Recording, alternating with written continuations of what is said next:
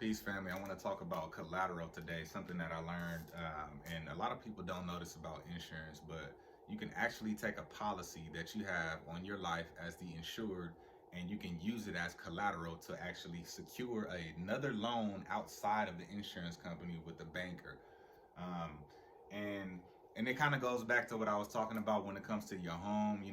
I told people that you don't actually own your home when you finance it because the bank has a larger stake or interest in that property. And in fact, you wouldn't be able to knock that house down. And here's why. If you tried to knock down that house, even if it was, of course, people would say, why would you want to knock your house down? I'm only making this point to say that you don't own your home. And the reason why you don't own your home is because the home, even though the bank gave you a loan, right, and it's an agreement that you're able to pay, you're able to occupy the home, you're able to possess the home. Um, you are not able to tear down this property because the property is it is security. It is, let me use another one. It is security. The definition of collateral is something pledged as security for repayment of a loan to be forfeited in the event of a default. Case in point, if you were to look at and examine the contract that you have, examine your mortgage, you will find in small print, you will find something that says loan acceleration, okay? And there's going to be a number of reasons why the lender has the right to accelerate the loan. And what is that? What do I mean by that? I mean, they have the ability to say that you immediately owe us the money in full. So collateral it's secure. It allows the bank to know that even if you, because see, here's the thing: if you have good credit, that's great. You got 720 and above, great. You're gonna get a good interest rate. That really determines the interest that you're gonna have to pay back, right? Because it's a level of risk. However, 30 years is a long time, and I know a lot of people would agree that real estate is one of the biggest purchases that people will make in their life. Okay, because oftentimes a mortgage for 30 years is going to be the longest thing that you ever finance. I mean, there's what other thing other than a mortgage are you going to finance for 30 years or more? A car is what, typically 5 or 6 years. But or you can say a credit card, but it's nowhere near the amount that bank is actually giving you. And so again, collateral it's something pledged as security for repayment of a loan to be forfeited in the event of default. Now, back to the life insurance policy. Yes, you can actually have a policy on your life and a death benefit. Let's say you have a death benefit of $1 million. Okay, and you have cash reserves in there, which there is two things working in whole life insurance. You have the cost of insurance, call that COI, cost of insurance, and then you have your cash reserves. And the cash reserves is that money that you have sitting in there. It's not a typical savings account because it's earning interest. So let's say you have you have a $100,000 policy, and you have money going into to actually pay for the death benefit, but then you have a certain amount of money going here into the cash reserves. And let's say your premiums are $25,000 a year. Let's say start off with the first year, you have $25,000 at the end of the first year, 25K. Okay, you can literally take $25,000. You can assign this as collateral, so you would literally have a contract that says that you have this cash reserve that much, and you're literally able to take that to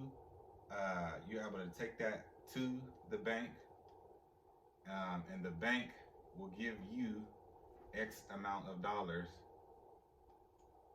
using this cash reserve as collateral. And all it says, the reason why it secures the money that they're lending you is because the bank knows that if something were to happen to you, number one, if you were to die, uh, they would get their money.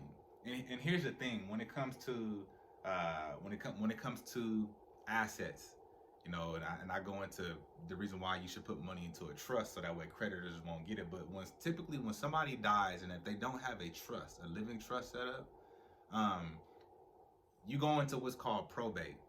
And probate is basically it is a forum. Okay, it is a process that involves the courts, and the courts, they allow, it usually takes for about a year for any type of creditor that says that, you know, hey, this guy, he owed me money. That guy, yeah, he owed me money, you know. And they're able to collect on, they're able to offer the proof that you owed them, or you know, you owed them the money, and then the courts will allow them to take that from the estate. So I'm saying that to say that that is something that lenders abhor. They don't like that. They don't like being in that position because it is a risk. You know, if somebody gives you a loan, you know what I'm saying, and you die, how you gonna get your money back? I know a lot of us don't think like this because we're not lenders. We don't never play on this side, so we don't think how banks think. We don't think how lenders think. But that is actually a part of the risk. Is the fact that if I give John $25,000 and John has the best credit in the world, John can still die before I get all my money back. Now, with the life insurance policy, it's so secure because they know, look, John has $1 million death benefit. And on top of that, he has cash reserves, liquid $25,000. Now, when John dies with this policy in force, we are definitely going to be able to get our measly $25,000 that we lent him, because he has a whole entire $1 million. Do you know how many creditors have to basically write off accounts because people die?